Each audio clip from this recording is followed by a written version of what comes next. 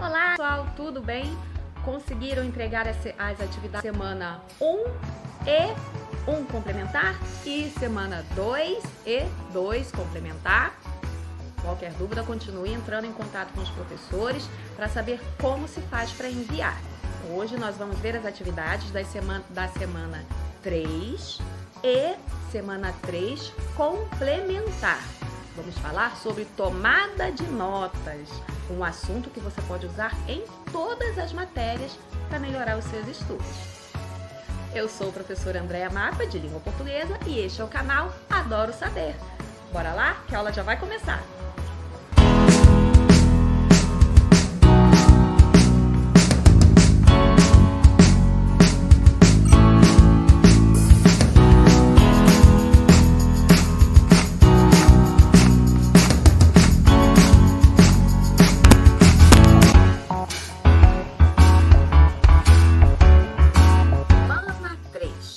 Práticas de linguagem, oralidade. Objetos de conhecimento, procedimentos de apoio à compreensão, tomada de notas. Habilidades. Tomar notas de aulas, apresentações orais, entrevistas, ao vivo, áudio, TV, vídeo, identificando e hierarquizando as informações principais, tendo em vista apoiar o estudo e a produção de síntese e reflexões pessoais ou outros objetivos em questão. Conteúdos relacionados: entrevista, apresentação oral, gêneros, programas de rádio, relatos de experimento científico, etc. Tomada de nota. Registro pessoal, visando a reflexões pessoais sobre o registrado, identificação de informações relevantes e síntese em notas de modo coerente, garantindo a possibilidade de retomada das ideias pelo seu autor. Ou seja, você vai aqui exercitar a tomada de notas. Isso deveria ser uma prática recorrente na vida de um estudante, né? Você vai assistir a aula e faz anotações do que o professor está falando. Mesmo que o professor não escreva nada no quadro, é bom que você faça anotações, tome notas para conseguir estudar depois o conteúdo. Tomada de notas. Prezado estudante, esta semana você vai praticar a tomada de notas de aulas, apresentações e entrevistas, demonstrando a sua capacidade de selecionar e hierarquizar informações, ou seja, ver quais são as informações mais importantes e menos relevantes. Recapitulando, as anotações são tomadas a partir de uma exposição oral. Seu objetivo é registrar e conservar a informação fundamental proporcionada pela pessoa que faz a exposição, o professor em uma aula, um palestrante, etc. Fazer anotações implica selecionar e anotar a informação à medida que a recebe. Isso exige um considerável esforço de atenção e de capacidade de discriminar e resumir de forma rápida a informação relevante. Disponível em colaweb.com, acessado em 17 de janeiro de 2021.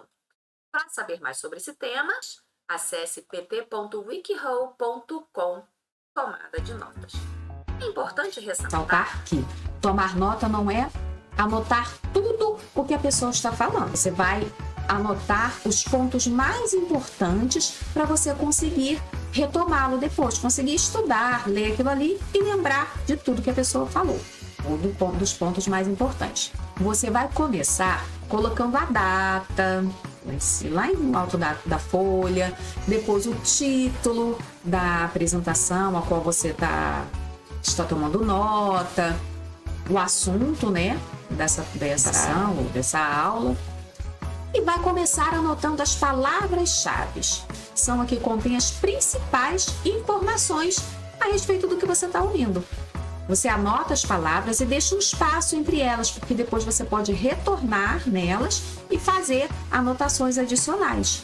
Não anote a frase inteira que a pessoa está falando. Senão você perde tempo. Você vai anotar só essas palavras-chave para poder ganhar tempo. Use as suas próprias palavras, porque assim você vai entender melhor a hora que você for ler e estudar as notas que você tomou. Para comparar essa coisa de anotar o que é mais importante, em vez de anotar tudo que você veio, vamos dar uma olhadinha num trechinho bem pequenininho do filme Coraline e o Mundo Secreto, onde ela começa a tomar nota de coisas que ela vê na casa dela.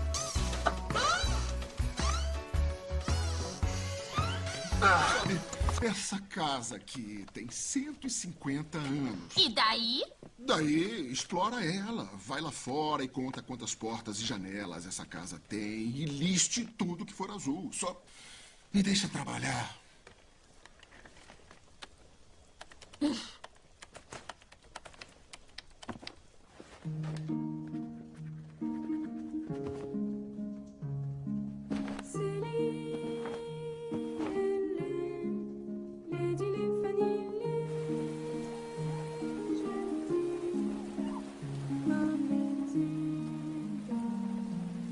Doze janelas com goteira.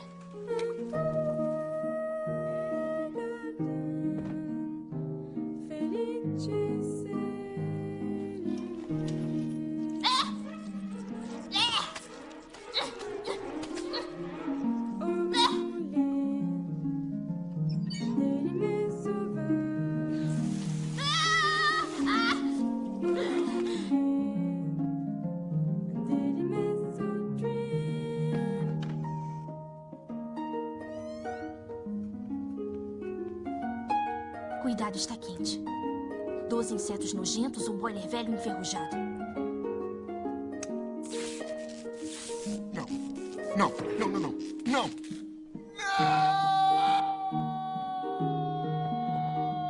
Não aperte.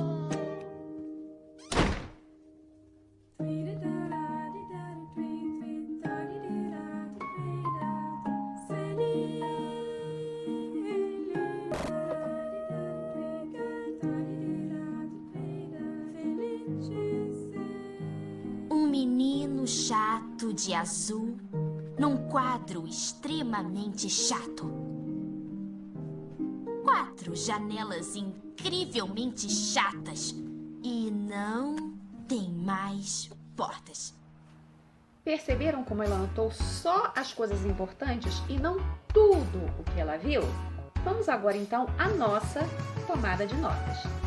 Então, se ele pediu para você assistir a este vídeo, Nós já sabemos que vamos começar pelas palavras-chave, né? Então, se são as palavras mais importantes, ele já vai citar agora na introdução, porque é uma aula, não é? Aula bem preparada, já é introduzida com os assuntos a serem abordados nela. Então, provavelmente, as palavras-chave já vão estar aí no começo. Eu sou o professor André, e sou professor de arte. Temos focar em 2 contribuições culturais que são fundamentais, né, para o nosso modo de existência, para os nossos hábitos e para e que nos faz ser diferenciados, né, e faz que a cultura brasileira seja tão valorizada mundo afora, e é importante que nós também venhamos a cada vez mais valorizar ela no nosso dia a dia. Já viu aí? Uma palavra-chave pode ser valorização ou valorização da cultura brasileira. Pode ser a primeira expressão ali nas palavras-chave. A ideia de conformação é pensar como é que esse encontro, né, entre diversas culturas, né, de locais diferentes, Podemos citar encontros também. vão estabelecendo trocas, conformação e diz respeito a isso, né? É um processo que vai se desenvolvendo e que vai, então, chegando a um modo mais fixo, falar um pouco da colonização, né? Essa diversidade e também da violência que a colonização traz para nós. Outras palavras-chave: colonização, diversidade e violência. Tudo que ele disser a partir de agora vai ser sobre essas 3 palavras. Um encontro polêmico e violento, né? E por isso a gente sempre tem que ter um pensamento crítico em relação a esse encontro. Violência e destruição. Bem, para a gente pensar um pouco mais disso, olha o tanto de experiências culturais que se encontraram no Brasil a partir da colonização, né? Então, aqui no território que hoje nós chamamos de Brasil, já havia uma comunidade indígena muito pujante. Então já sabemos que ele vai falar sobre as influências que nós escrevemos lá atrás, né? Sobre as influências da cultura indígena na nossa cultura. Então, portugueses, depois vieram africanos, holandeses, italianos, alemães e Resistência, mais uma palavra-chave.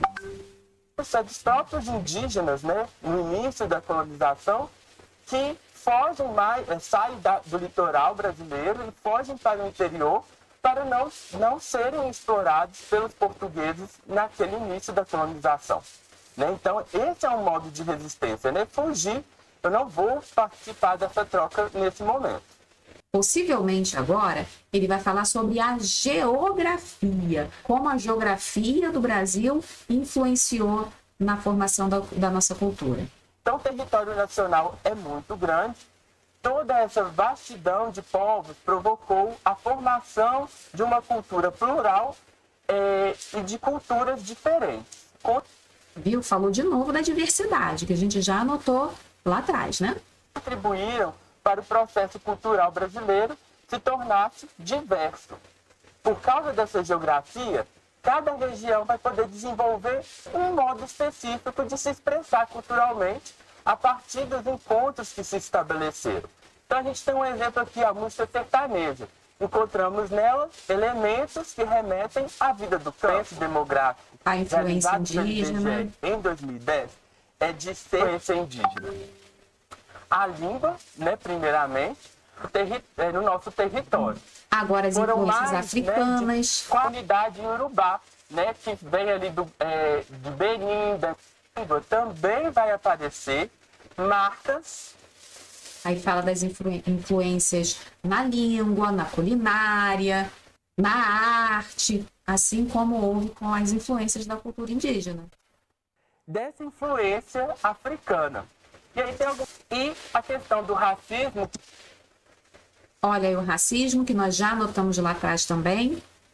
Quando ele aparece, está relacionado com esse modo, né, que foi construído historicamente de hierarquizar seres humanos por causa das suas diferentes fenotipos. Agora as formas de resistência contra esse racismo.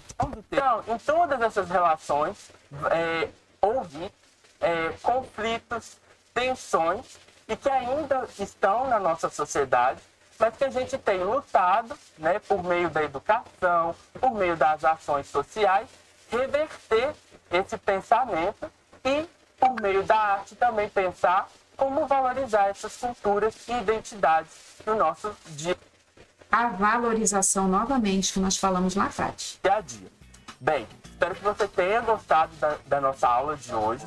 Nós já vimos quais são as palavras-chave, mais ou menos, né, que podemos colocar. Estas respostas são, de certa forma, pessoais, porque cada um é que vai ver o que é importante para si nas suas anotações. Mas nós não podemos ignorar os pontos mais importantes de uma aula, dessa aula em específico. As palavras-chave, o resumo também você vai fazer com suas próprias palavras. O resumo também já deu para ter uma noção, né? Ele fala da formação da cultura brasileira, das influências indígenas e africanas na música, na arte, na alimentação, nos hábitos e costumes do dia a dia. Fala do início do racismo já nessa época colonial e como ele vem se estendendo até hoje, e encerra com uma reflexão sobre de que forma nós podemos exaltar a diversidade brasileira em vez de se referir a ela com qualquer tipo de preconceito ou discriminação racial. As principais características da cultura brasileira abordada nessa aula. Nós temos a diversidade dos povos, as influências indígenas e africanas na língua, na arte, na alimentação e nos hábitos do dia a dia. E outra característica é o racismo ainda presente nos nossos dias. Agora, a referência do tema estudado, se ele falou para assistirmos a este vídeo, então a referência é justamente esse vídeo aqui. Então, você vai colocar o título do vídeo aqui nas referências. A menos que você tenha utilizado alguma outra referência, alguma outra fonte de consulta. Aí você vai anotar aqui também o nome do livro, o site que você pesquisou. Vamos agora às atividades complementares. Você sabe que esse ano o PET só vale 60% tanto da carga horária quanto da sua nota. Então nós precisamos de atividades complementares para complementar essa nota e essa carga horária que estão faltando. Então, vamos aí.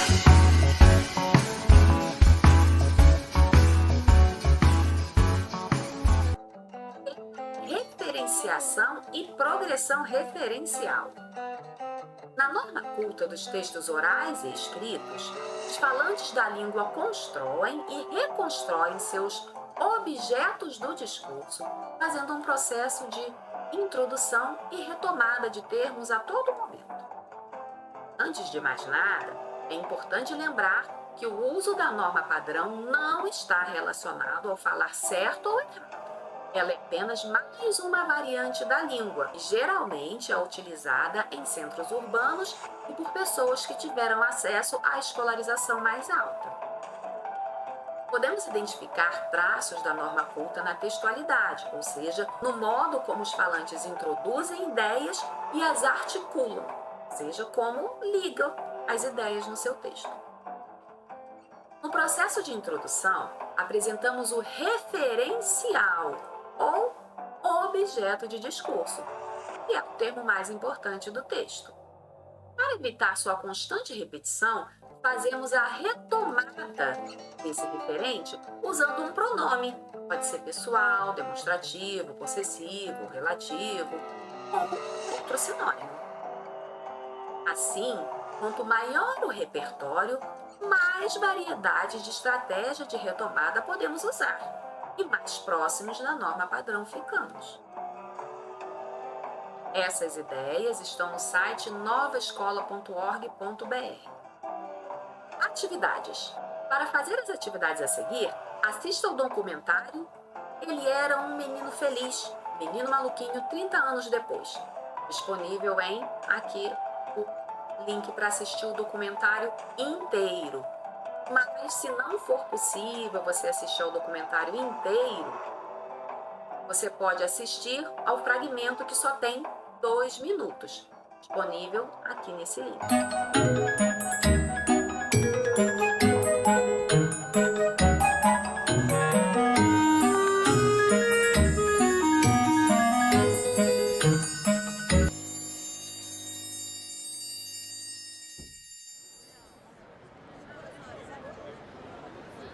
Era uma vez um menino maluquinho.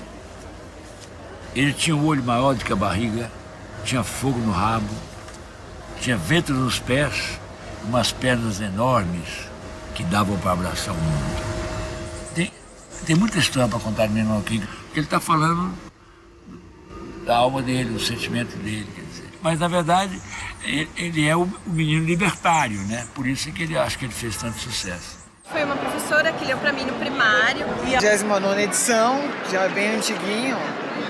Tanto que aqui, ó, desde 93 que eu tenho ele. E aí, minha diversão era, depois que eu li, eu quis, tipo, pintar, colorir.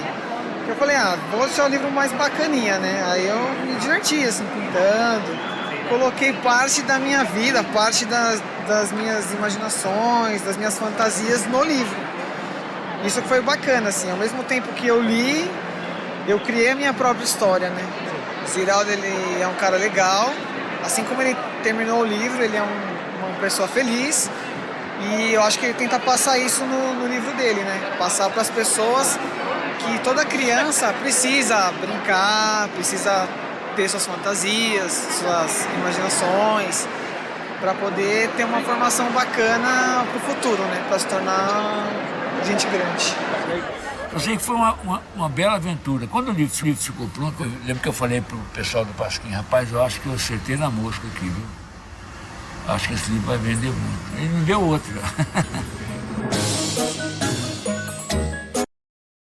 Número 1. Leia o trecho abaixo, transcrito da fala de Ziraldo, presente no documentário Ele Era um Menino Feliz, o Menino Maluquinho 30 anos depois. Então, se você não conseguiu assistir ao documentário e nem ao fragmento, você tem acesso à transcrição da fala do documentário aqui. Era uma vez um menino maluquinho. Ele tinha o olho maior do que a barriga, tinha fogo no rabo, tinha vento nos pés, umas pernas enormes que davam para abraçar o mundo. Tem muita história para contar do menino maluquinho. Ele está falando da alma dele, do sentimento dele, mas na verdade ele é o menino libertário. Por isso fez muito sucesso. E aqui a fonte é justamente esse documentário do qual estamos falando. Repare que o termo em destaque, um menino maluquinho, acima da fala, apresenta um fenômeno de introdução. Isto é, ele é o referente principal desse trecho. Ou seja, é a respeito de um menino maluquinho que esse trecho está falando. Quais outras palavras ou termos foram empregados para retomar esse referente? Ou seja, para se referir a um menino maluquinho? Quais foram as palavras que foram usadas para se referir ao menino maluquinho para evitar a repetição? Em vez de repetir um menino maluquinho 500 vezes, ele foi substituído por algumas outras palavras ou termos. Que palavras foram essas? Olho, barriga, pés e pernas? Mundo, história, alma e sentimento? Fogo, vento, mundo e sucesso? Essas palavras podem substituir a expressão um menino maluquinho? Ou ele, menino maluquinho, agora com letra maiúscula, e menino libertário? Será? Olha aqui. Era uma vez um menino maluquinho. Ele, quem que é esse ele? O menino maluquinho. Tem muita história para contar do menino maluquinho, agora com letra maiúscula, porque virou um personagem. E quem é esse personagem? Justamente esse que foi marcado aqui em cima. Ele, quem é esse ele? Se não o próprio menino maluquinho? Está falando da alma dele. Dele quem? O menino maluquinho. Quem é esse menino libertário? O menino maluquinho. Então, qual será a resposta correta? Leia este outro trecho retirado do mesmo documentário. 39ª edição, já bem antiguinho. Tanto que aqui, ó, desde 93 que eu tenho ele.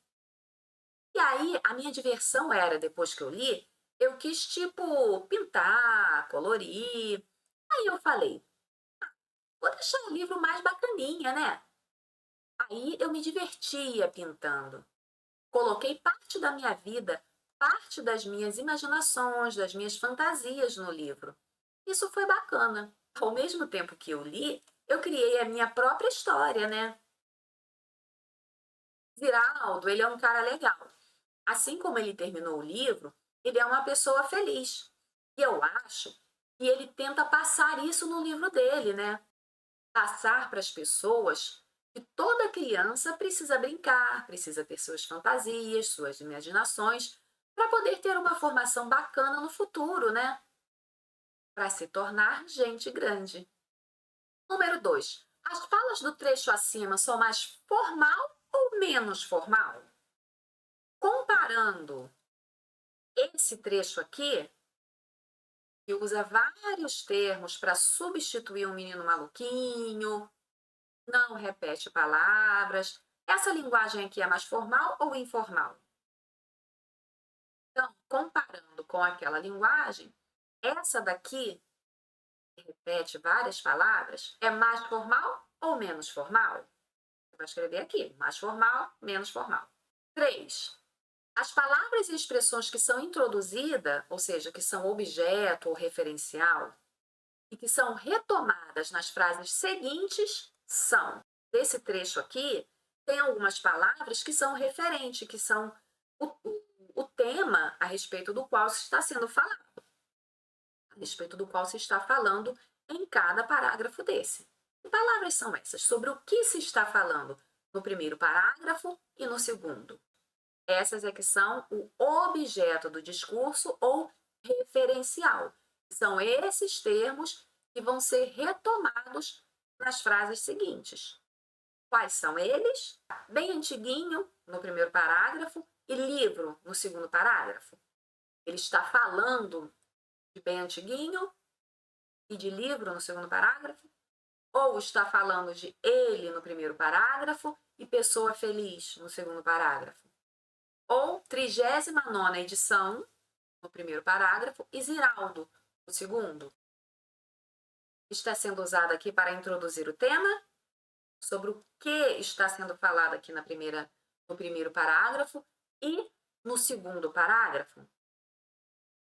Será, então, 39ª edição no primeiro parágrafo e Ziraldo no segundo parágrafo, ou minha vida no primeiro parágrafo e formação bacana no segundo parágrafo. Número 4. Observe as palavras em destaque no texto. E bem antiguinho, o livro, ele, dele e ele. As palavras que são utilizadas para retomar os termos referenciais 39ª edição e Ziraldo são: dessas palavras aqui, quais foram usadas para retomar, ou seja, para se referir, para substituir os termos 39ª edição e Ziraldo? Foram bem antiguinho, o livro e livro para a 39ª edição, ou e ele, dele para Ziraldo, ou bem antiguinho, o livro e livro para Ziraldo, e ele e dele para a 39ª edição. Essas palavras aqui foram usadas para substituir 39ª edição, e estas daqui foram usadas para substituir Ziraldo? Ou as palavras em destaque retomam referenciais que não estão presentes no texto. Essas palavras em amarelo falam de outros termos que não estão nessa parte aí desse texto. Será? Ou as palavras em destaque nada têm a ver com o contexto e não retomam referencial algum. Nada a ver, não é? Número 5. Reescreva o trecho a seguir, que é esse mesmo trecho aqui, usando uma modalidade mais formal, ou seja, mais próximo da norma culta padrão. Faça as modificações necessárias. Substitua e elimine termos para evitar repetições. Use pronomes e sinônimos, por exemplo, a obra, o texto, a produção, etc., para substituir os termos repetidos. Então, olha só. 39ª edição, já bem antiguinho. Numa linguagem mais formal, você fala antiguinho? Não fala, você fala antigo. Já bem antigo. Tanto que aqui, ó, desde 93 que eu tenho ele. O que é esse ele aqui? Não é essa 39ª edição? Então, podemos, por exemplo, substituir pela obra, pelo livro. Então, ó, tanto que desde 1993 que tenho o livro. Aí, a minha diversão era, depois que eu li, eu quis, tipo, pintar, colorir. Pode fazer uma modificada aí também, né? Após ler, minha diversão era pintar, colorir. Aí eu falei, vou deixar o livro mais bacaninha, né? Como eu já usei livro anteriormente, eu posso colocar aqui a obra. Vou deixar a obra mais bacana. Tira esse né, que é uma marca da linguagem oral. E aqui, bacana. Aí eu me divertia pintando. Aí, outra marca da linguagem oral. Então, a gente pode colocar então, ou simplesmente tirar e colocar eu me divertia pintando. Coloquei parte da minha vida, parte das minhas imaginações, das minhas fantasias no livro. Imaginação pode ser usada no singular, não é? Então, coloquei parte da minha vida, parte da minha imaginação, das minhas fantasias na obra ou na produção. Para não escrever livro de novo, já que já tem livro aqui, tem livro aqui. Isso foi bacana. Ao mesmo tempo que eu li, eu criei minha própria história, né? Outro né. Então, vamos só tirar esse né, que é marca da linguagem oral. Então, essas foram só algumas dicas sobre como você pode reescrever esse texto usando uma modalidade mais formal. Foi só uma sugestão, você pode encontrar um outro caminho, desde que substitua as palavras repetidas e tire essas marcas da linguagem oral. Aí, né? Aqui é a referência. Essas atividades foram adaptadas do site novaescola.org.br. E ficamos por aqui. Terminamos mais uma semana. Semana que vem já entraremos na semana 4 do PET. Então já estamos encerrando esse bimestre. Corra atrás das suas atividades, vê o que é que está pendente para entregar tudo de uma vez. Ainda tem muito aluno devendo as semanas anteriores, tanto as semanas do PET quanto as complementares. Então, dá um gás aí nessas atividades. Procura seu professor, vê como é que faz para entregar as atividades lá no Classroom, que esse ano é tudo por lá. Não tem mais esse negócio de ficar tirando fotinha e mandando, não, tá? No mais, continue mantendo o distanciamento social, lavando sempre bem as mãos com água e sabão ou usando o álcool em gel. E se for sair, use uma boa máscara corretamente, tapando bem o nariz e a boca. E não se esqueça de se inscrever no canal e deixar o seu like. Até mais, até a próxima aula.